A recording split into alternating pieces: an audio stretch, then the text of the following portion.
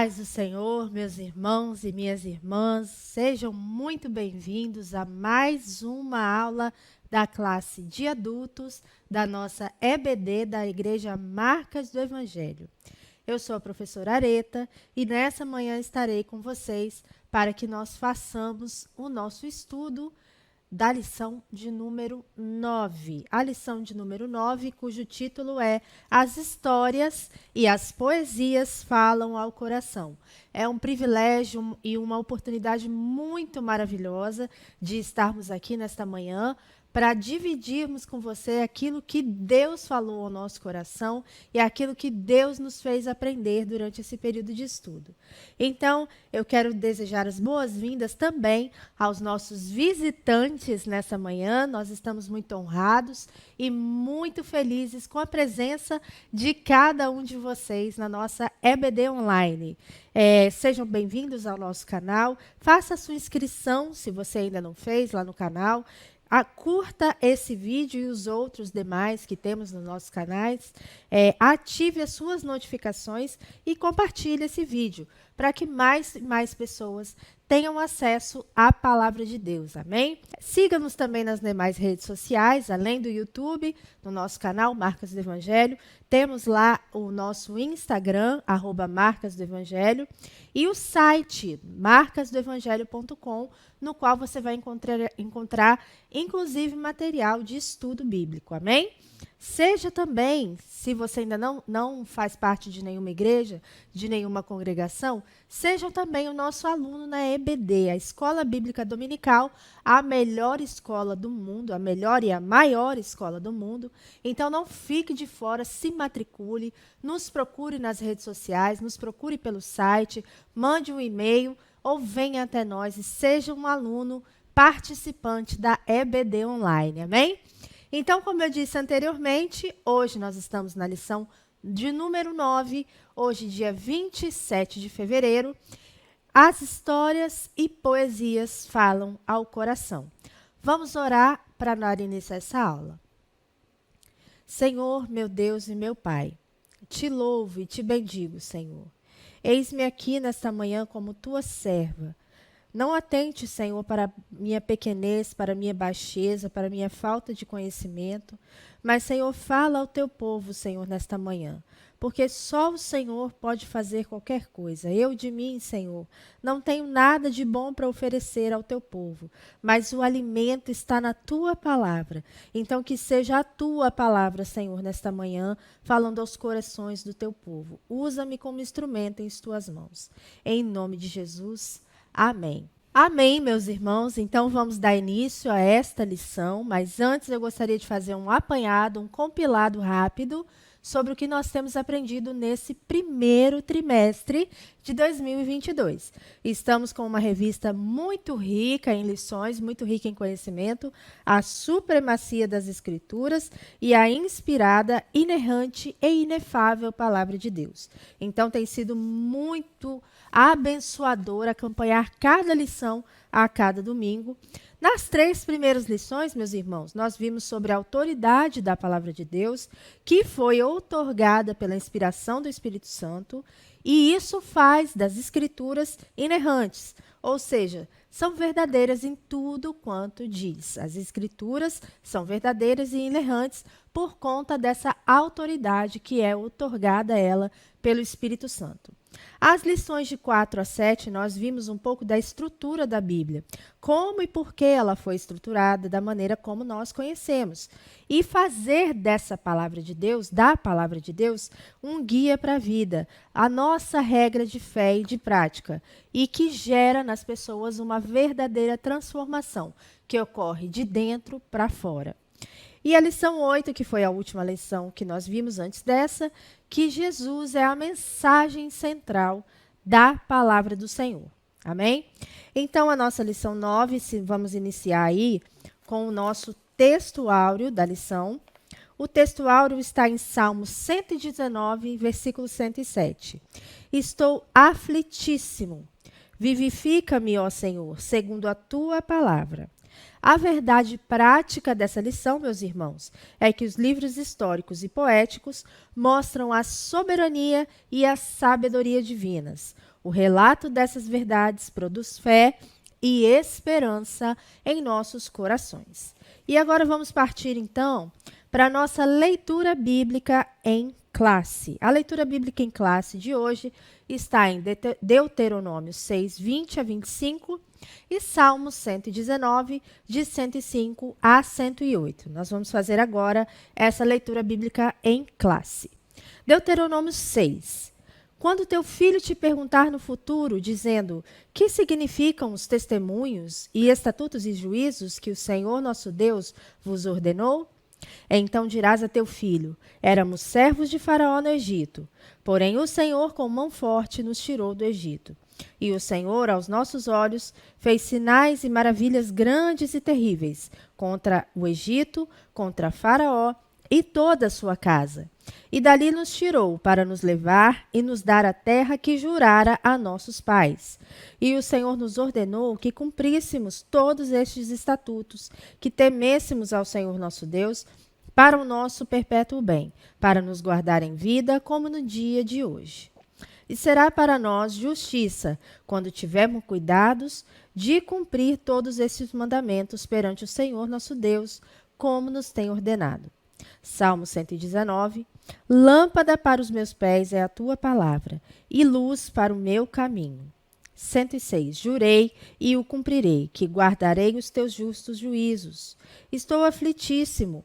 Vivifica-me, ó Senhor, segundo a tua palavra. Aceita, eu te rogo, as oferendas voluntárias da minha boca, ó Senhor. Ensina-me os teus juízos. Amém? Essa foi a nossa leitura bíblica em classe relacionada à nossa lição de hoje. O objetivo da lição 9, o principal objetivo da lição 9, é trazer para nós, alunos da IBD, uma visão panorâmica dos livros históricos e dos livros poéticos.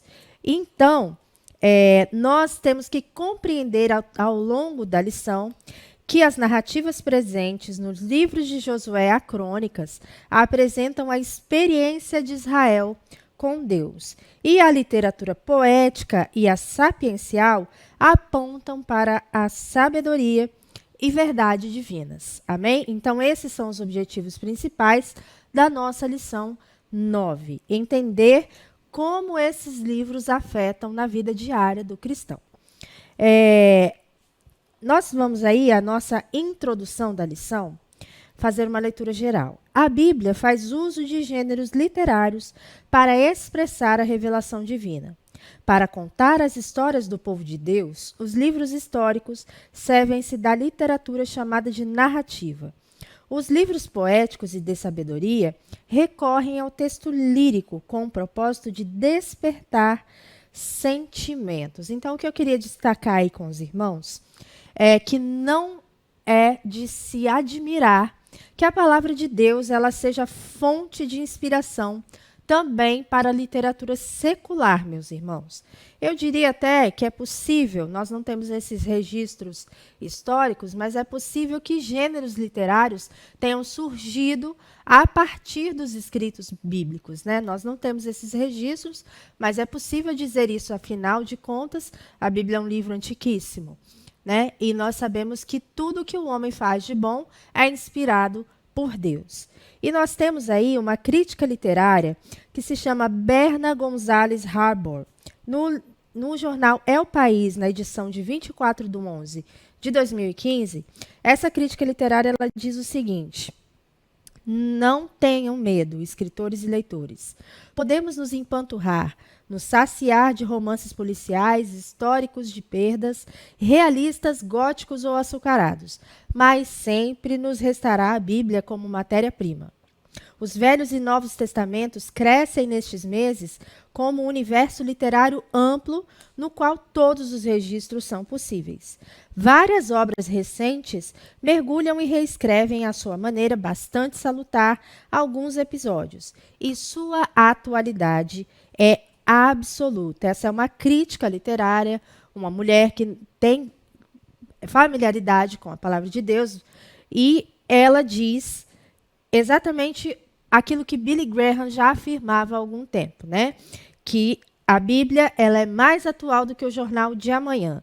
Então, claramente, o ser humano, que tem essa veia artística, literária, ele utiliza-se de referências bíblicas para compor as suas obras seculares, né? E nós temos aí vários exemplos. O pastor Jairo dá muitos exemplos disso durante as suas pregações na quarta-feira, né? E hoje eu queria só dar um exemplo para os irmãos. Por exemplo, o escritor Shakespeare, o escritor inglês Shakespeare, quando ele escreve Hamlet, ele faz algumas notórias referências bíblicas, né? Desde o fratricídio que foi cometido pelo rei Cláudio, que é uma clara referência aos irmãos Caim e Abel, até a referência da celebração do nascimento do Salvador. E isso não somente na arte literária, mas como também na sétima arte, chamada, né, o cinema, nos filmes e na televisão, nas artes plásticas, nas artes visuais, na pintura, na escultura, né, nós temos aí artistas como Michelangelo, que são fortemente influenciados pela palavra de Deus, e isso só demonstra, só ressalta para nós a Bíblia como sendo a maior obra literária escrita. E não diferentemente das outras obras literárias, ela se utiliza e faz uso de gêneros literários que pretendem expressar essa revelação que o Senhor Deus tem para a humanidade. Então, a lição que nós vamos ver hoje apresenta dois desses gêneros que a Bíblia se utiliza, que é o gênero narrativo e o gênero lírico. Nós vamos entrar aí na parte 1, no tópico 1, as histórias do Antigo Testamento. Ponto 1 diz que são os livros históricos. Após a morte de Moisés, Deus chamou Josué para liderar o povo na conquista da terra prometida. As gerações seguintes, para assegurar a herança, disputaram o espaço com outras nações. Os registros dessa experiência com Deus e da posse da terra são chamados de livros históricos. São um total de 12 volumes que retratam a história de Israel desde a entrada em Canaã, cerca de 1400 a.C., até o tempo de Esdras e Neemias, cerca de 400 a.C. Nesse período, Israel experimentou a providência, a proteção e o juízo divino. O cumprimento dessas promessas, das promessas que foram feitas a Abraão, a Isaac, a Israel, a Jacó, né, no caso, isso foi evidenciado nesse período aí do registro dos livros históricos. E também nós vemos o juízo divino, como, por exemplo, quando Acã trouxe o anátema, aquela capa babilônica, para o meio do arraial de Israel, e ali nós vemos o juízo divino se consumando no meio do seu povo. E esses relatos demonstram que Deus controla o curso da história. Então, é o seguinte, irmãos, sobre os gêneros literários dos quais Deus faz uso, nós temos o gênero narrativo. O gênero narrativo, ele conta a história, ele traz os registros históricos do povo de Deus e demonstra, assim, a soberania de Deus no controle da história. E o gênero lírico, que é o gênero poético, né? As poesias despertam sentimentos. Nós temos que perceber que aqui há uma dinâmica através da qual Deus, que é o autor, apesar de ele não ter escrito por sua própria mão, mas ele inspirou os autores a escrever os livros, então o autor ele lança a mão dessa dinâmica para se comunicar com o seu interlocutor, que somos nós, os leitores da Bíblia. Ele embasa o leitor historicamente de uma forma inicial, ou seja, dá uma base histórica, ele conta o que aconteceu inicialmente, que dá subsídio, que atestam a veracidade dos registros históricos. E depois ele se utiliza da poesia, do lirismo, para amolecer os corações mais endurecidos, e isso é uma forma atemporal que Deus usa, porque você abre a Bíblia e até hoje ela fala aos nossos corações. Amém? Então, a lição ela tem esses 3 pontos principais. Nós já vimos o primeiro, que é a história do Antigo Testamento, e essa característica do porquê de Deus se utilizar desses gêneros literários para que nós possamos nos apropriar melhor da palavra de Deus. Nós sabemos que Deus é o maior professor de todos e ele vai se utilizar de meios didáticos para alcançar os corações dos perdidos através da palavra de Deus. E glória a Deus por isso. Antes de continuar aí para o ponto 2, eu gostaria de fazer com os irmãos uma divisão dos livros. Os livros históricos do Antigo Testamento e os livros de sapiência, ou os livros poéticos. Nós vamos ver essa classificação mais para frente. Mas os livros históricos são 12 e são Josué, Juízes, Ruth, 1ª e 2ª Samuel, 1ª e 2ª Reis, 1ª e 2ª Crônicas, Esdras, Neemias e Esther. E logo em seguida vem os livros poéticos, ou os livros de sapiência, que são Jó, Salmos, Provérbios, Eclesiastes e Cantares. Então, a ênfase dessa lição fica nos livros do Antigo Testamento. Amém, irmãos? E aqui, continuando a questão do gênero literário, o gênero literário narrativo, ele abrange cerca de 40% dos livros do Antigo Testamento. Para que se considere uma narrativa, meus irmãos, quais os elementos que são necessários se identificar dentro de um texto para que ele seja considerado uma narrativa? O primeiro é o narrador, que seria a voz do texto, quem conta o texto, né? Pode ou não ser um personagem que interage ali dentro da história. O enredo, que é, no caso, o conteúdo, o assunto da trama, que dá a construção do texto e da história que está sendo contada.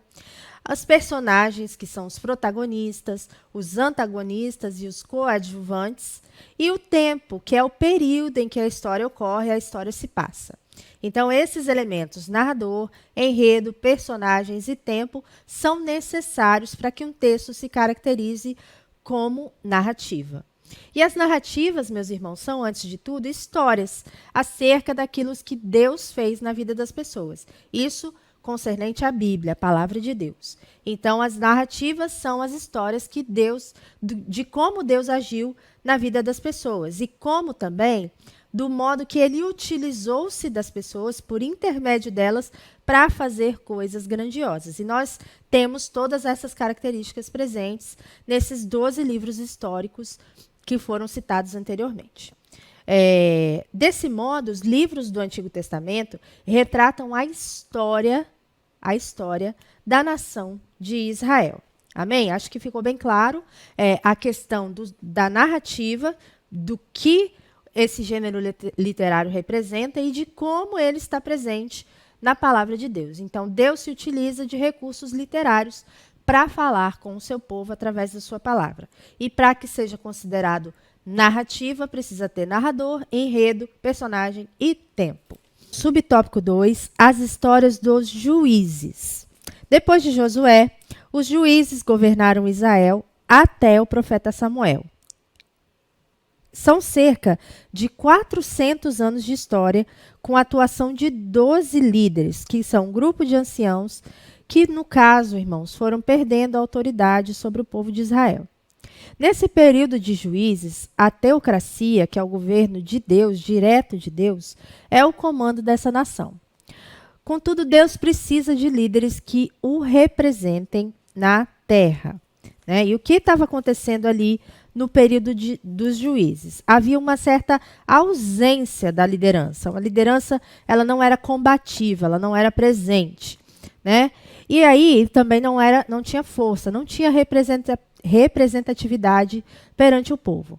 E aí o que acontece? Quando a liderança não tem representatividade, o povo começa a fazer o que parecia reto aos seus olhos. E a gente vê isso registrado ao longo dos livros dos juízes. E cada um fazia o que parecia bem aos seus olhos. Então, era uma época no qual você vê atrocidades sendo cometidas.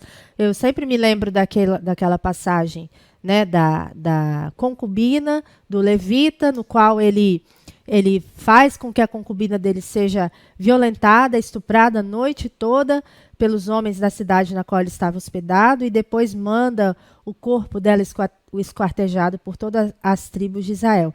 Então, um novo na fé, um neófito, né, lê aquilo e acha um absurdo. E realmente você percebe que essa tônica persegue o livro de Juízes, né? Está em todo o livro de Juízes, porque cada um fazia o que era reto, o que era certo, o que achava que era bom aos seus olhos. Mais ou menos como na sociedade na qual nós vivemos hoje, né? E ali não havia um rei, cada um andava do jeito que queria, e por essa razão a nação entrou num declínio espiritual e fazia sempre o que era mal. Não adianta. A gente vê que sempre os israelitas, a nação de Israel, fazia o que era mal aos olhos do Senhor. E como resultado da sua rebeldia, os israelitas foram subjugados, né, pelas nações vizinhas ali ao seu país. E sob domínio e opressão dessas nações inimigas, a nação de Israel sempre acontece a mesma coisa, né? Ela chora, ela clama a Deus, ela pede perdão ao Senhor pelos seus erros, seus pecados, e Deus, na sua infinita misericórdia, sempre envia um libertador. Porém, se você perceber, em todo o livro de Juízes, isso se torna um círculo vicioso. A nação de Israel está em pecado, o juízo de Deus vem sobre a nação, eles clamam de arrependimento, Deus resgata essa nação, traz de volta, passa um período de paz. E aí acontece até o próximo período que a nação entra em pecado. E aí começa tudo de novo. Pecado, juízo, arrependimento, resgate e paz. E isso vai perdurando num círculo vicioso de 400 anos. Isso acontece, né? E aí eu queria ressaltar isso com os irmãos, na nossa vida espiritual, na nossa vida prática. Certo, essas histórias de Juízes, elas apontam para a fidelidade e para a misericórdia divinas, é verdade. E graças a Deus que o Deus ao qual nós servimos é um Deus que é misericordioso e tardio em irar-se, como está registrado na palavra. Contudo, como está nessa manhã, meus irmãos? Como está a nossa vida espiritual? Como está a sua vida espiritual nessa manhã de domingo, 27 de fevereiro de 2022? Você fica preso nesse círculo vicioso, como os israelitas nesse período de Juízes, sempre pecando, arrependido, Deus te resgatando, e aí você passa um períodozinho bem, um períodozinho em paz? É isso que é a sua vida espiritual? É isso que você pensa que é ser um servo de Deus, um cristão verdadeiro? Então, essa palavra, essa mensagem falou muito ao meu coração nesta manhã. E que eu preciso me consertar diante do meu Senhor para que eu não fique oscilando, para que eu não fique servindo a dois senhores, né? Para que eu não fique nessa coisa, nesse círculo vicioso de pecado, perdão, arrependimento. Não, nós precisamos ter uma vida mais constante, uma vida mais abundante, né? Porque afinal de contas somos novas criaturas em Cristo. E para isso é necessário perseverar, é necessário crer naquilo que Deus fala e principalmente, meus irmãos, obedecer a Deus. Nesse livro de Juízes, há um ressalto da fidelidade de Deus mediante a infidelidade de Israel. Contudo, meus irmãos, a mensagem que Deus nos fala hoje, nessa manhã, é que o Senhor é tardio em irar-se, mas grande em poder, e ao culpado não tem por inocente. Que nós possamos nos arrepender dessa vida de oscilação, dessa vida de círculo vicioso de pecado, e que nessa manhã Deus tenha misericórdia de nós, para que nós possamos viver uma vida constante e sempre abundante na palavra do Senhor. Amém? Então, estamos aí nesse subtópico. Como resultado, então, os israelitas foram subjugados pelas nações vizinhas e, apesar disso, mediante o arrependimento do povo, Deus levantava libertadores para resgatar Israel da opressão. E essas histórias apontam para a fidelidade e a misericórdia divinas. No subtópico 3, aí, as histórias dos reis. Então, nós saímos agora do livro de Juízes e estamos partindo para as histórias dos livros de Reis. Amém? As histórias dos livros de Reis são pós-Juízes, aí já em instituída a monarquia em Israel. Mas antes vamos fazer aqui um revival, vamos lembrar novamente, vamos relembrar. Pentateuco, certo? Gênesis, Êxodo, Levítico, Números e Deuteronômio. Os 5 livros do Pentateuco escritos por Moisés, ok? Logo após a morte de Moisés, Josué abre os 12 livros históricos com o seu livro. Vem aí o livro de Juízes, que são 400 anos de história, de 100 líderes, e o último juiz, no caso, foi Samuel, profeta Samuel. Então, aí nós temos esse caminho histórico aí, até o momento, nos livros do Antigo Testamento. O livro dos reis, meus irmãos, ele é composto por 1º e 2º livro de Samuel, 1º e 2º reis, 1º e 2º crônicas. No livro de Samuel, nós temos ali descritos a ascensão e a queda de Saul, do rei Saul, que foi o monarca instituído por Deus, e depois a unção e a assunção de Davi ao trono de Israel. Então, basicamente, os livros de Samuel contam esse período da história da nação de Israel, no qual Saul foi instituído, depois destituído pelo seu pecado, quis tomar o lugar do sacerdote e não foi obediente à palavra de Deus, e depois a assunção do rei Davi, que foi ungido o rei de Israel. Depois nós temos os livros de reis, que contam a história de Israel de Salomão até a deportação, tanto dos reinos do norte quanto do sul, que foram divididos, no caso, ali após a morte de Salomão. Então, esse período foi contemplado no livro dos reis. E depois nós temos o livro de crônicas, que é uma continuidade da monarquia pós-cativeiro, com ênfase no reino de Judá. Amém? Então, vamos continuar aí no subtópico 3. Por volta do ano 1050 a.C., Deus constituiu Saul como rei em Israel.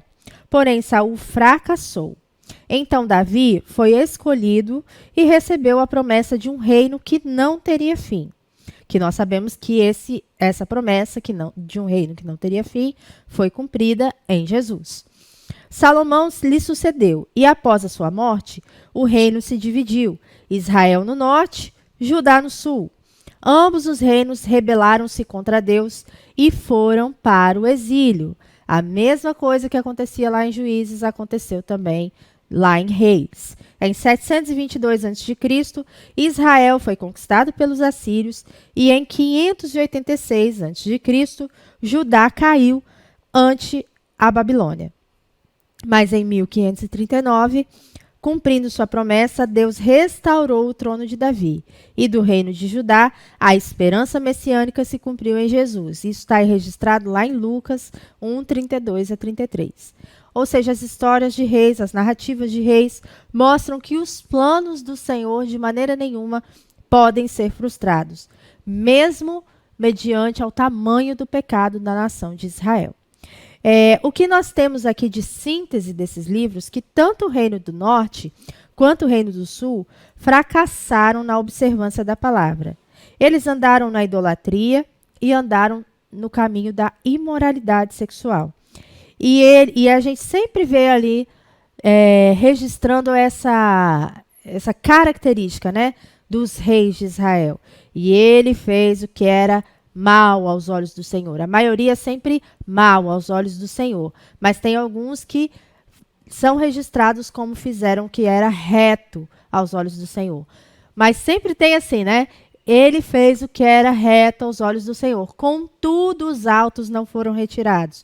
Contudo, isso não foi feito. Contudo, então, nunca aparecia algum rei que fizesse tudo correto, tudo perfeito aos olhos do Senhor, ressaltando também aos nossos olhos a fragilidade do caráter humano, né? Por mais que nós tentemos, nos esforcemos para fazer o que é reto, o que é bom aos olhos do Senhor, sempre vai ter esse contudo, sempre vai ter esse porém, que nós nunca vamos atingir a perfeição. por isso que nós carecemos e necessitamos desesperadamente do nosso Senhor Jesus Cristo, porque ele foi varão perfeito, perfeito em obras, não pecou, e nele nós somos perfeitos também, porque nós somos imagem e semelhança de Cristo. E quando Deus nos vê, ele não enxerga mais a nossa fraqueza, ele enxerga o nosso Senhor Jesus Cristo. Glória a Deus por essa verdade, meus irmãos. Então, a imoralidade, a idolatria, o sincretismo, a violência, o litígio, a injustiça e inúmeros outros pecados foram a derrocada, significaram a derrocada do Reino do Norte e do Reino do Sul. Já começa a derrocada pelo fato deles terem se separado, né? Mas as histórias presentes na Bíblia são verdadeiras e dão testemunho da fidelidade e da misericórdia do nosso Senhor. Glória a Deus por isso nessa manhã. Partindo então para o nosso tópico 2, os livros poéticos e de sabedoria do Antigo Testamento. Aí nós temos o subtópico 1, os livros sapienciais e poéticos. Por que são livros sapienciais? São livros de sabedoria. E poéticos porque utilizam-se da poesia, desse gênero literário, para falar ao nosso coração. Então, os 5 livros do Antigo Testamento são chamados de escritos sapienciais e poéticos, porque ensinam a sabedoria por meio da poesia ou da prosa. E eles são Jó, Salmos, Provérbios, Eclesiastes e Cantares de Salomão. Eclesiastes foi escrito quase todo em prosa, e os outros livros foram redigidos, em sua maioria, em forma de poesia. E eu queria ressaltar aí nessa questão que esse gênero, essa composição literária, a prosa, a poesia, ela é um pouco mais, digamos assim, sentimental.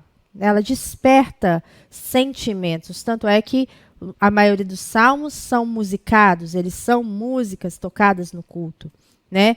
Mas isso de maneira nenhuma, meus irmãos, desqualifica a inspiração divina e muito menos a autoridade bíblica e a canonicidade, a veracidade desses escritos. Deus escolheu se revelar por meio desse gênero, para que nós sejamos atingidos mesmo nos nossos sentimentos e nas nossas emoções. Nós sabemos que o nosso Deus, o Deus a quem servimos, é um Deus de relacionamentos. E quem se relaciona com alguém não tem um relacionamento frio, distante. É um relacionamento que demanda sentimentos. Bons, ruins, muitas vezes, mas os relacionamentos, eles são permeados pelas nossas emoções. E com Deus não seria diferente, porque Deus é uma pessoa. Ele empresta um pouco do caráter dessa pessoa que ele é para nós, seres que ele criou.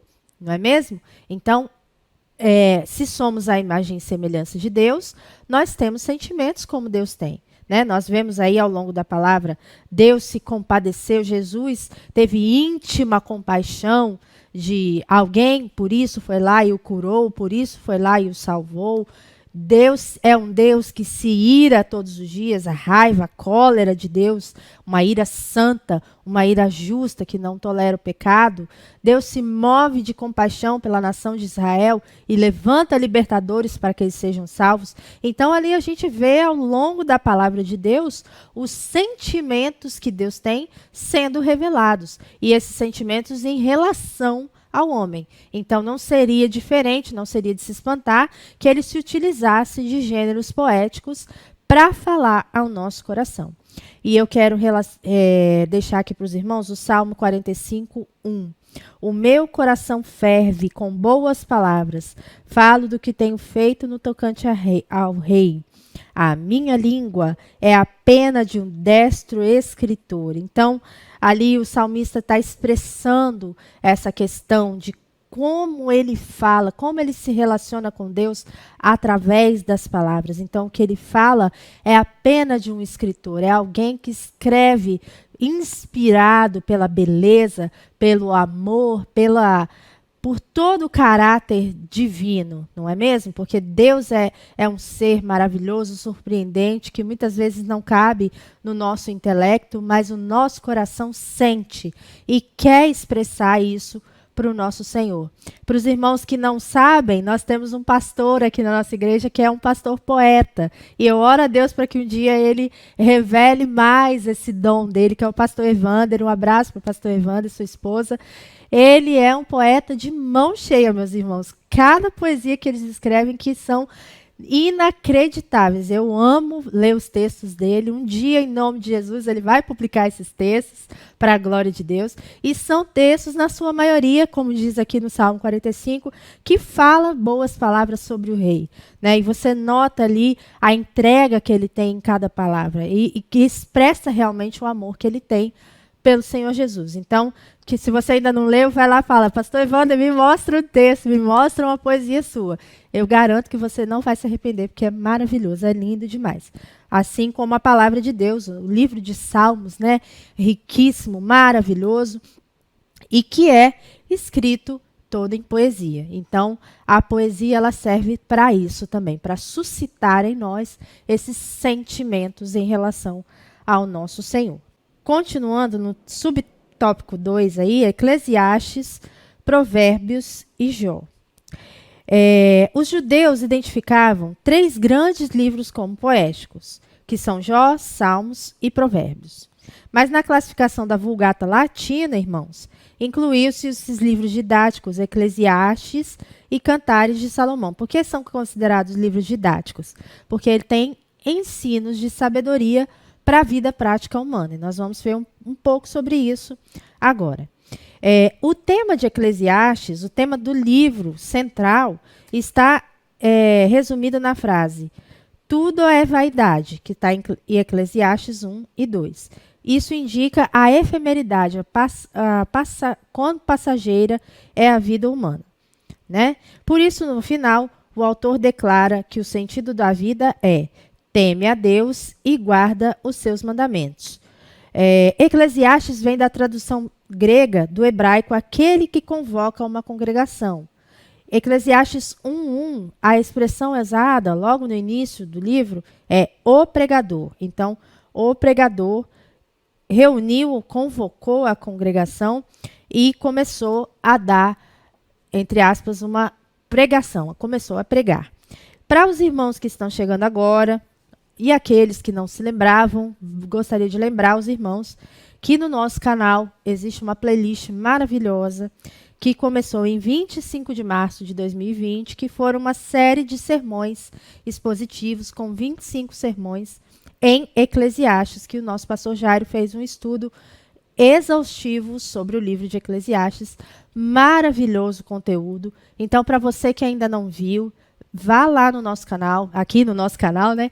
E veja novamente, veja quantas vezes puder, porque são ensinos para a eternidade. E é muito rico, fala tudo sobre o livro de Eclesiastes. Para você que já viu, vá lá, revisite, reveja.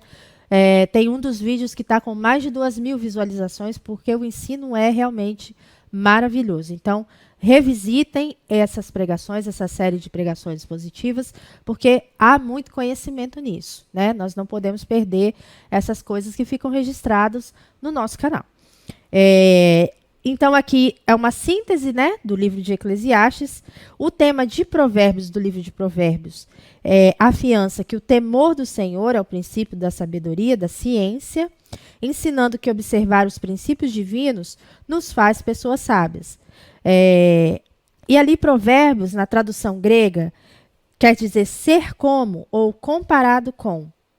E aí nós vemos ao longo do livro de Provérbios sempre esse diálogo, essa comparação entre a sabedoria, uma vida de sabedoria, e uma vida de insensatez. Você vai ver ali, o sábio faz isso, o tolo faz daquele jeito, o louco faz assim, e o servo faz assim. O certo é esse, o errado é esse. Então, essa dicotomia certo e errado, ela permeia a questão, a narração, no caso ali, de todo o livro de Provérbios. Ela permeia tudo que está escrito em Provérbios, né? E Ensina, então, o livro de Provérbios, que observar os princípios divinos nos faz pessoas sábias. E ao concluir, o escritor enfatiza que uma pessoa temente a Deus é digna de ser honrada. Provérbios 31 e 30. Então, Provérbios ali vai ter essa questão do bom e do ruim, do bem, do mal, do certo e do errado em todo o seu escrito. O livro de Jó, no caso, que traduzido significa Onde está o meu pai? Achei isso fantástico, né? Porque realmente traduz ali a essência daquilo que Jó estava vivendo, a essência do que está descrito no livro. Narra a experiência de uma personagem real. É real, a gente precisa, irmãos, ter isso em mente. A Bíblia é nossa regra de fé. Fé, a certeza das coisas que se esperam, a prova das coisas que não se veem. Então, nós temos que crer que é de um personagem real. Tudo que está na Bíblia, para nós, é a verdade, porque nós cremos na veracidade das Escrituras. Então, você não pode ler um livro com um olhar de incredulidade. Você não pode ler o livro de Jó como um mero escrito para satisfazer as suas necessidades literárias. Não, o livro de Jó é um livro que dá testemunho de um homem real e um testemunho de um homem de caráter ilibado, reto, íntegro, temente a Deus, que se desviava do mal. Então, nós temos que ler e nos inspirar no comportamento de Jó em relação ao que Deus propôs para a vida dele, né? Então, vamos continuar aí. O tema do livro de Jó é o sofrimento, mostrando que essa dor que nós sentimos, que o homem vive, não é racional e que nós precisamos sempre, sempre confiar no Senhor. Jó experimentou a dor, apesar da sua justiça, né? Porque há muitos por aí que dizem que pregam um evangelho no qual o crente não pode sofrer, porque se sofrer tem alguma coisa errada, está endemoniado, está fora da revelação, e não é verdade. O livro de Jó mostra isso. Jó era um homem mais justo do que todos os justos da sua época, e provavelmente da nossa época também, não é mesmo? E apesar dessa justiça toda, ele sofreu o mal. Mas nós precisamos entender que é imprescindível confiar na soberania do Senhor e que o sofrimento gera justiça. Amém? Salmos e Cantares de Salomão. Salmos em hebraico significa louvor e sinaliza que a mensagem principal do livro é louvor, oração e adoração. E é também um livro de instrução, porque nos mostra como servir ao Senhor. Ainda é um livro profético, porque se refere profeticamente ao Messias.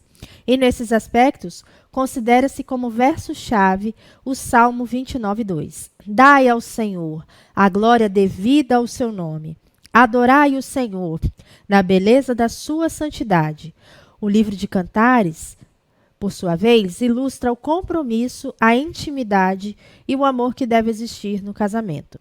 Refere-se ao plano original de Deus acerca do relacionamento conjugal. E o versículo-chave sintetiza o ideal da fidelidade entre o marido e a mulher. Eu sou do meu amado e o meu amado é meu. Os livros poéticos e de sabedoria, então, como sinopse desse subtópico, expressam de forma bela, singela e prática a verdade e a sabedoria de Deus.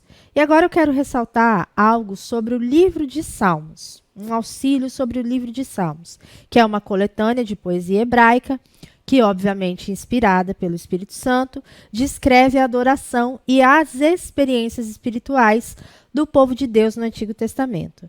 É a parte mais íntima e pessoal desse testamento, pois nos mostra como era o coração dos fiéis naquele tempo e na comunhão com Deus.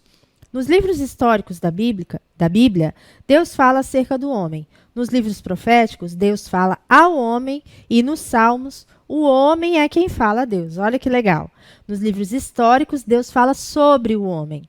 Nos livros proféticos, Deus fala ao homem. E nos Salmos, é o homem quem fala a Deus.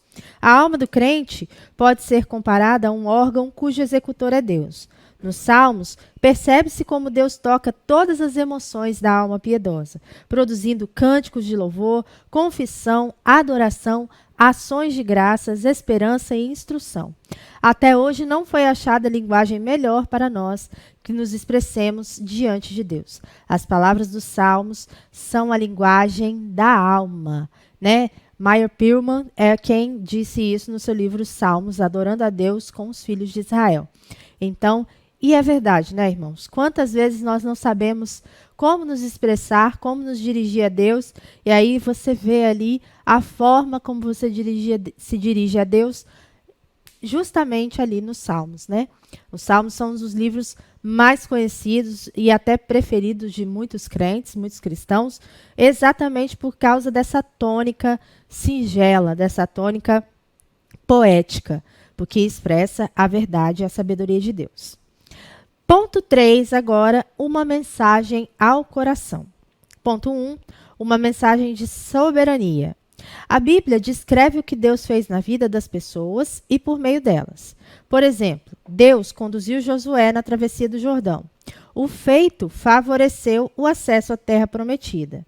E também Deus levantou nações para punir a rebeldia do seu povo e ainda proveu o meio de escape a fim de evitar a extinção da nação eleita.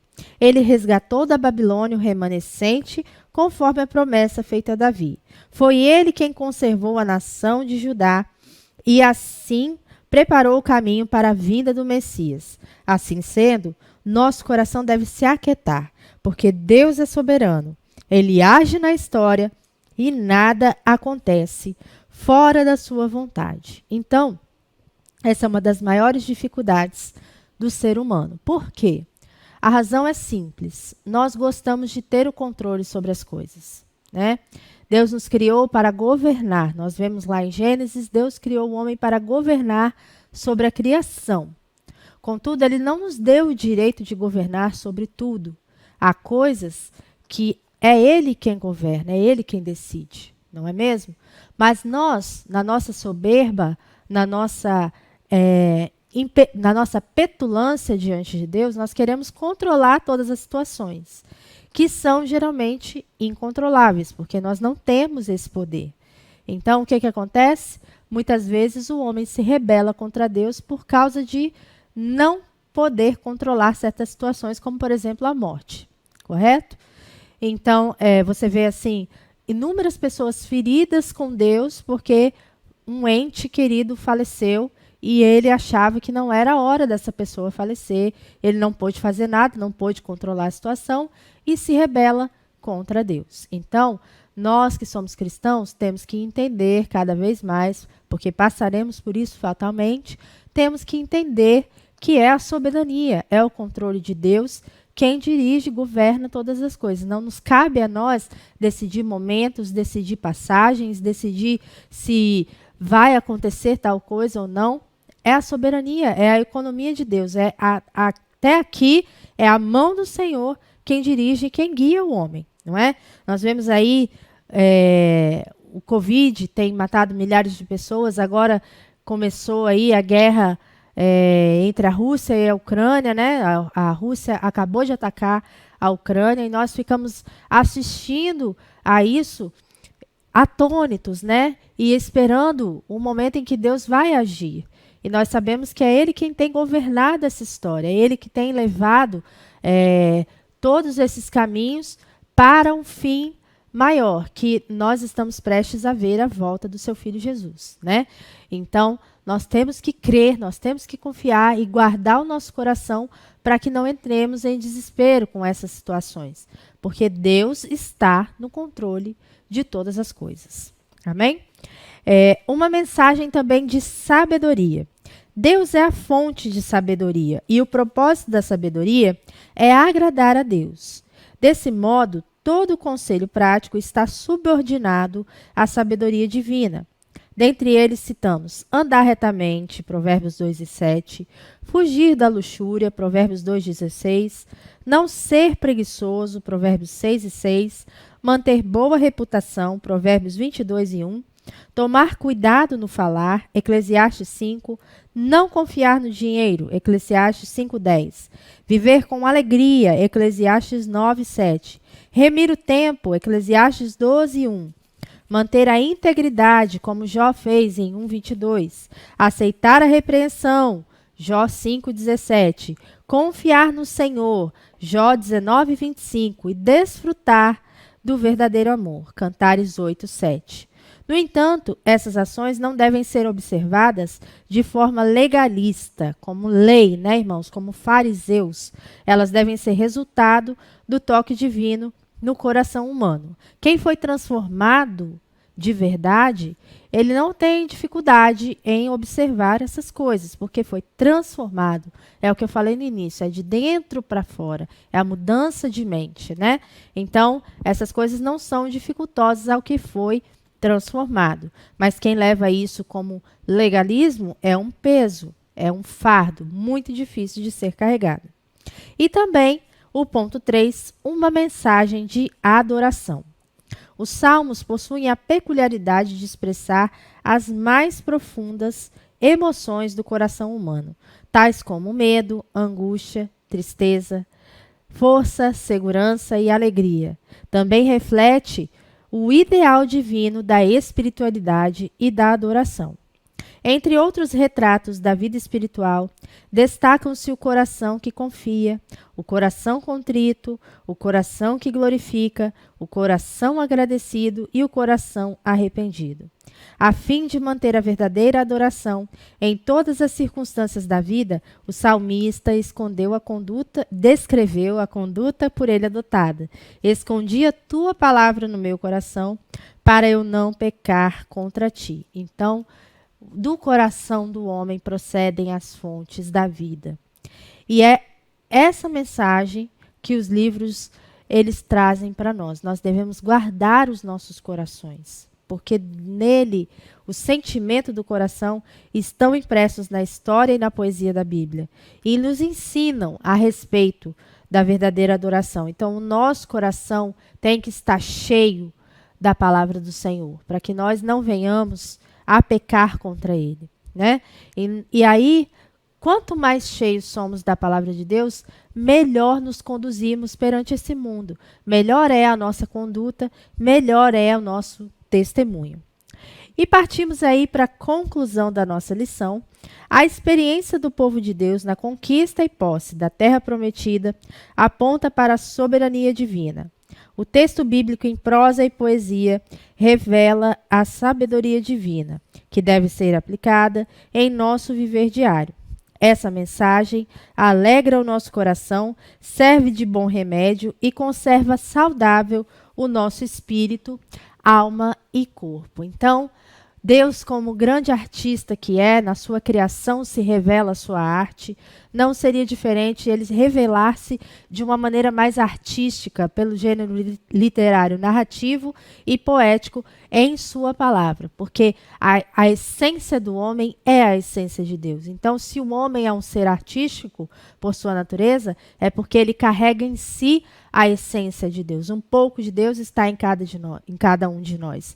E por isso, nós apreciamos a poesia, a literatura, os gêneros literários, e Deus não é indiferente a isso. Deus é um Deus de detalhes. Ele cuida desses detalhes. E ele utiliza-se desses subterfúgios para nos resgatar, para falar ao nosso coração e para falar à nossa alma. Que Deus poderoso e detalhista é esse que nós servimos, não é verdade, meus irmãos?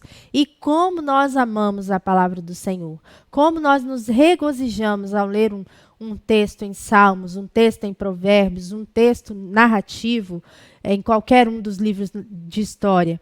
Por quê? Porque Deus sabe como alcançar o nosso coração, como chegar a nós, porque Ele nos conhece, Ele nos criou. E não seria diferente na sua palavra. Amém? Vamos agradecer então ao Senhor por mais essa aula. E antes de agradecer, eu quero franquear a você a oportunidade de ofertar na casa do Senhor, para que essa obra continue, ela não pare. Aí embaixo no seu vídeo vai aparecer os canais de comunicação financeira da nossa igreja, o Pix, o PicPay, e vai aparecer também as contas da nossa igreja. Você pode fazer a sua oferta, seja generoso em suas ofertas para que essa obra não pare, para que ela continue gerando frutos para a glória de Deus nesta manhã e até o nosso Senhor Jesus vier e nos buscar. Amém? Eu quero agradecer a oportunidade, quero agradecer a paciência de vocês por me ouvirem durante esses breves minutos nessa manhã. Que Deus nos abençoe e nos guarde e que nós possamos desfrutar agora de momentos com a nossa família. Esteja no nosso culto à noite, a partir das 18 horas. E vamos orar então para dar esse final na nossa lição. Deus, eu quero te agradecer, quero te bendizer, Senhor, porque a tua palavra fala profundamente ao nosso coração, de todas as formas que o Senhor escolheu falar, seja contando as tuas histórias, aquilo que o Senhor fez por nós, fez através de nós, alguns de nós que já não estão aqui, estão na glória contigo.